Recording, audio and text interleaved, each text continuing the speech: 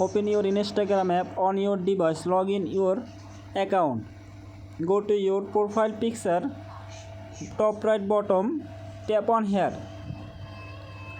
After then, top right corner, menu 3-dot line, tap on.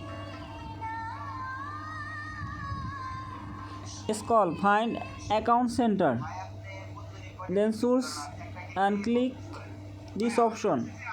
After then, scroll and choose password and security, tap on here. When tap password and security, scroll and find save login, tap on here. Next,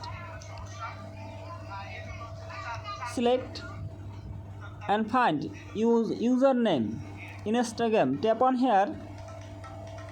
You will see your username. After, when you click, you will find notification turn icon. If you have turned off, must be turn on. And minimize your account and log out. After then,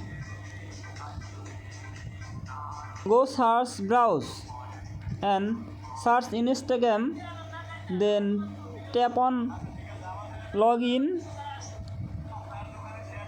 and click password option. You will find this save option, tap on it and you will find username or password, tap on the show. If you helpful this video, don't forget subscribe. Thanks for watching this video.